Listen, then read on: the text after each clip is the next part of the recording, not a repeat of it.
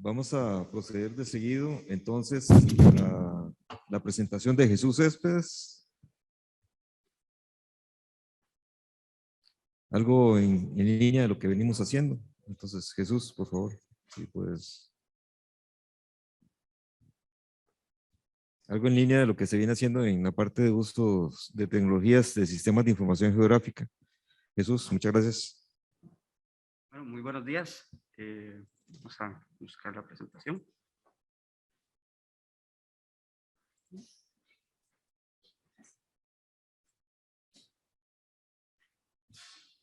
Perfecto.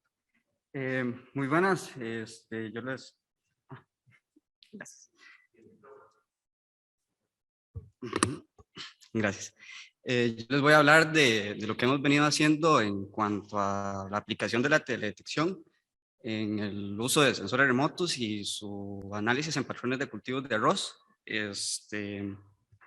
A grandes rasgos, nuestro objetivo acá es desarrollar una propuesta metodológica pues que sea viable y rentable para analizar los patrones de crecimiento del cultivo y también de la extensión del cultivo de arroz en grandes extensiones de cultivo, ¿verdad? Pasando a lo que hemos venido haciendo y en dónde lo hemos venido haciendo, estamos trabajando en el sector de parrita, específicamente en la parte del Pacífico Central, acá donde lo podemos observar, en un área bastante extensa, cerca de 333.000 hectáreas. Es un área bastante grande.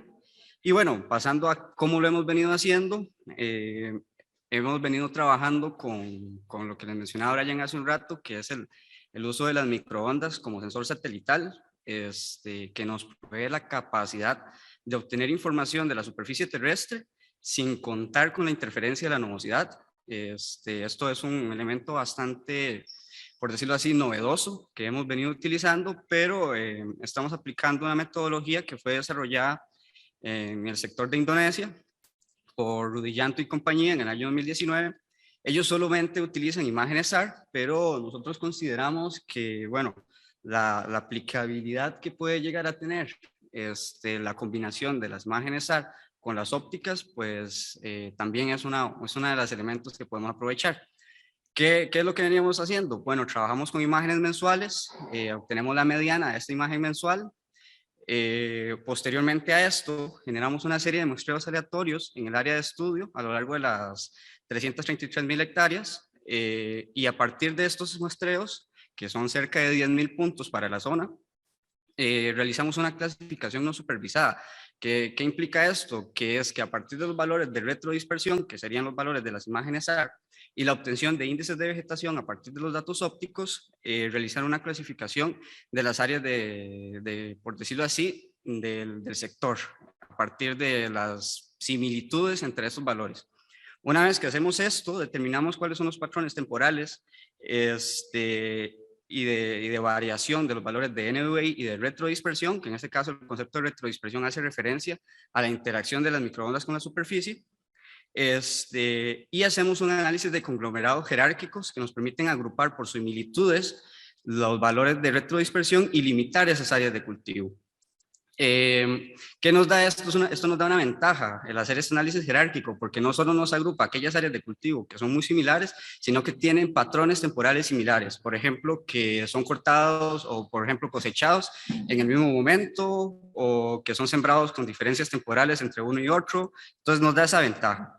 Una vez que nosotros hacemos ese agrupamiento de clúster y asignación, nos ayudamos por decirlo así, de la interpretación visual de imágenes satelitales, que es acá donde entra en gran medida pues el criterio de experto, y asignamos a cada uno de los clústeres generados en la clasificación no supervisada, con la ayuda de los análisis jerárquicos, la categoría a la que corresponde, que serían los grupos de arroz. Una vez hecho esto, a partir de los 10.000 puntos generados de retrodispersión y de NDVI, creamos clasificadores a través de Machine Learning con una clasificación supervisada y analizamos la precisión y posteriormente a través de la interpretación visual vemos cuáles son las etapas fenológicas del cultivo y las clasificamos a lo largo del tiempo. El resultado del análisis de los componentes jerárquicos es el que se muestra acá. Nos permite asignar a cada uno de los valores de retrodispersión y de NDVI a qué clase corresponden. Y nos permiten, por decirlo así, hacer una clasificación rápida sin la necesidad de considerar ir a campo. Por supuesto, existe esa necesidad de ir y corroborar lo que estamos haciendo, ¿no? Pero acá podemos observar que tenemos un grupo A, un grupo C y un 1A, que lo que se refiere son a los patrones típicos de retrodispersión y de NVI asociados a las áreas de cultivo de arroz. Y también la presencia de otras coberturas, ¿verdad? Como ejemplo el banano, asociado a dos grandes clústeres que podemos observar, uno más o menos en el centro, cercano al área de ciudad, y lo mismo con la parte de agua, por ejemplo, pastos y palma.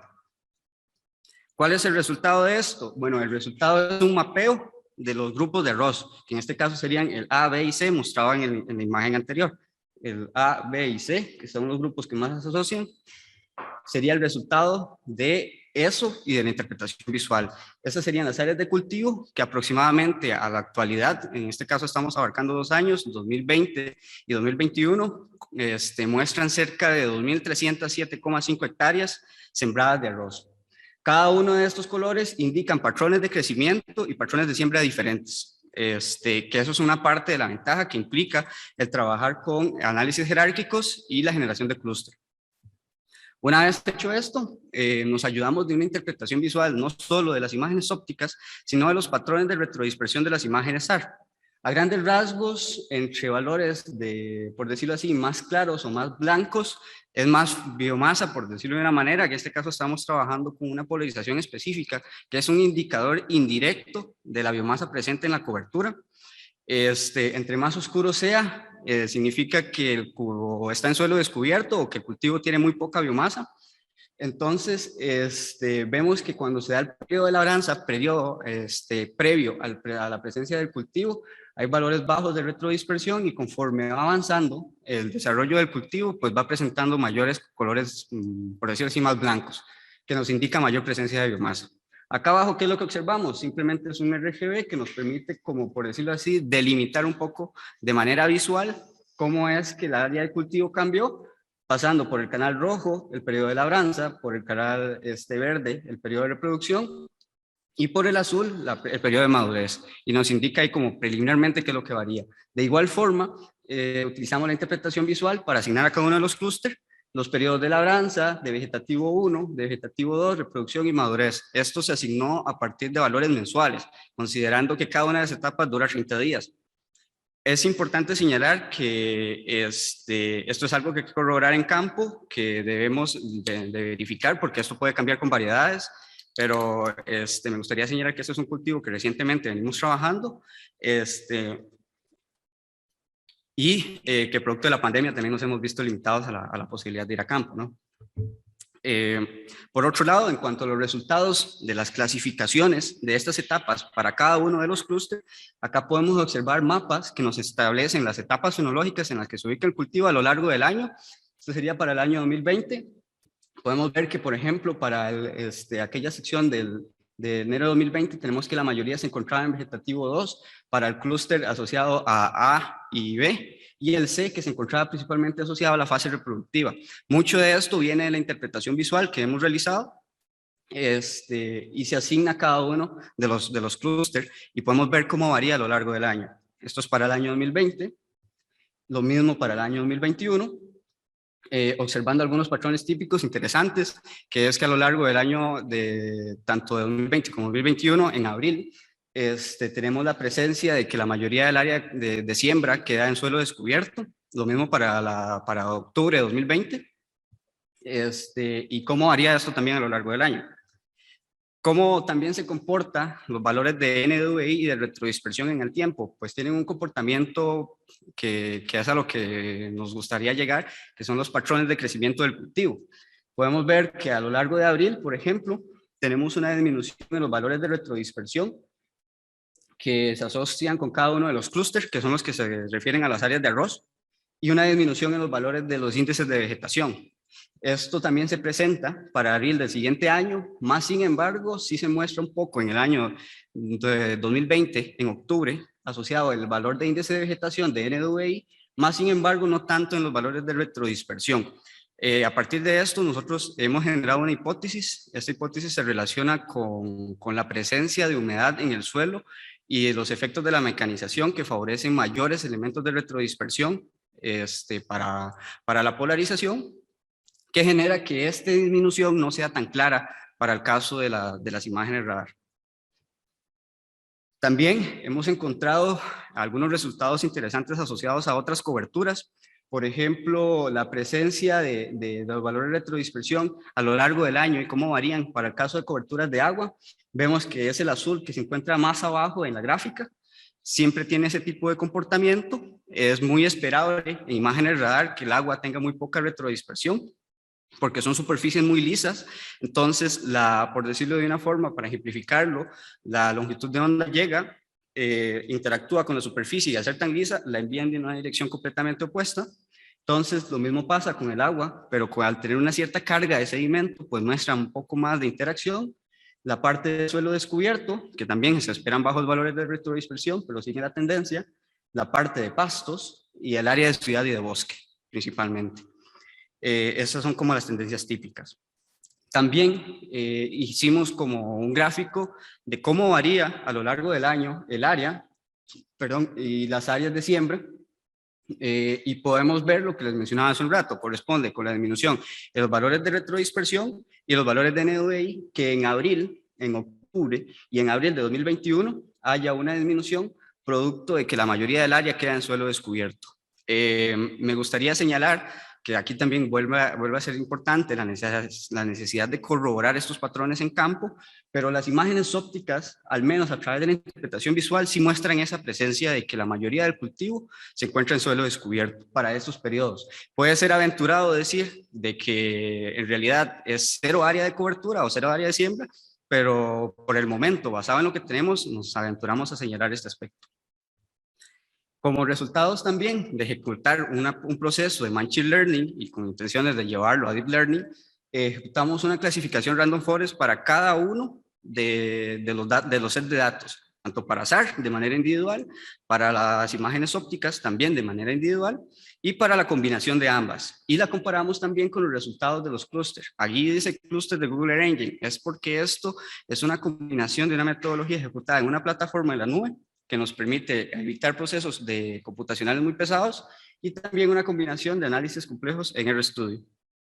Y el resultado que se muestra acá, a grandes rasgos, es que, por ejemplo, las imágenes SAR muestran una capacidad de clasificación de las áreas de estudio bastante eficientes, con algunas influencias de los bajos valores de retrodispersión asociados a los suelos descubiertos. En algún momento influencian una sobreestimación del área, o el caso de las ciudades, que al tener altos valores de retrodispersión que se asocian con altos valores también de biomasa en el cultivo, pues pueden llegar a confundir la clasificación de la cobertura en general. Las imágenes Planet, bueno, el NDVI es muy sensitivo a valores bajos cuando se encuentran áreas de suelo descubierto o áreas de infraestructura, pues también presentan esta influencia. Por ejemplo, tal vez no se observe bien, pero delimita en cierta medida el área de la Interamericana, que eso es un error. Y la imagen Stargate Planet es una combinación de los dos sets de datos para clasificación del área de cultivo, y en realidad pues soluciona en gran medida parte de esto. Sin embargo, siempre se muestran o se arrastran algunos elementos.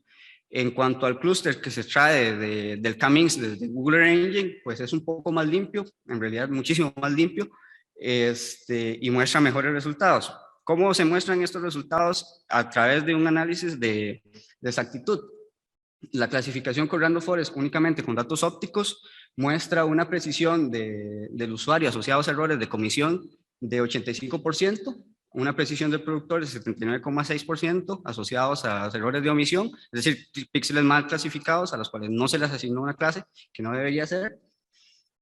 Cuando se trabajó únicamente con datos SAR, esta precisión aumentó bastante, al punto de obtener 92,10% en la precisión del usuario y 81,89% en la precisión del productor, y cuando se combinaron ambos, si bien la precisión del usuario no tuvo una mejoría resaltable, la precisión del productor sí. Entonces, eso significa que se clasificaron mejor las áreas de cultivo. cuando se realizó esa combinación. Sin embargo, me gustaría destacar que la clasificación con datos AR fue bastante efectiva.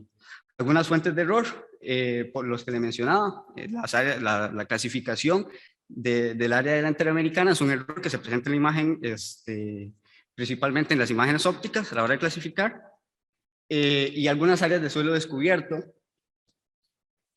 y áreas de siembra o donde se presentan áreas de baja retrodispersión.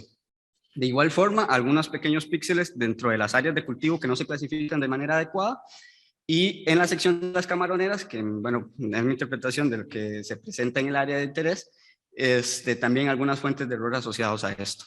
Elementos que tenemos intención de mejorar y de llevar a corregir.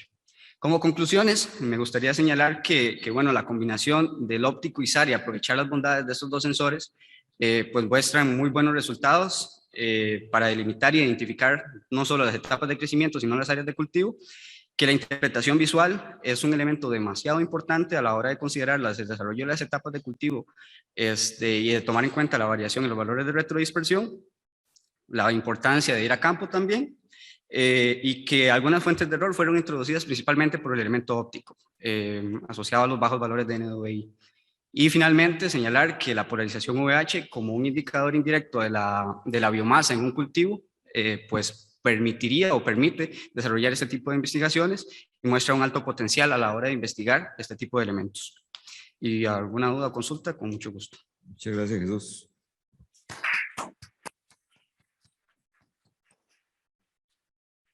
Tenemos chance para una o dos preguntas bien concisas, ya sea aquí en el público o en forma virtual. En forma virtual no hay. Público. Francisco.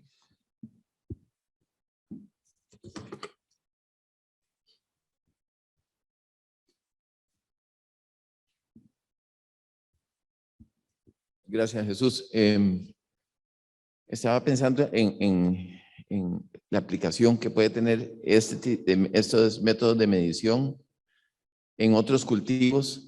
Estaba pensando particularmente en cacao, que además de las plantas de cacao está la sombra de los árboles de sombra que rodean estas plantaciones. ¿Existe una manera de utilizar esa tecnología en cultivos como ese? Yo pensaría que sí, principalmente asociado a que, por ejemplo, la estructura del cultivo es muy sensitiva para el caso de las imágenes AR, principalmente para la polarización VH. Por ejemplo, si la estructura del cultivo es muy particular y se encuentra rodeada de áreas de bosque o con áreas de árboles, yo esperaría que para la retrodispersión sea más alta en este tipo de bosques o de parches de bosque que en el área de cultivo. Y que si el cultivo tiene una estructura muy particular, pues nos va a permitir identificarla. Yo en realidad sí le veo potencial. ¿Una otra pregunta? Ok, muchas gracias, Jesús, ¿Usted? por la presentación.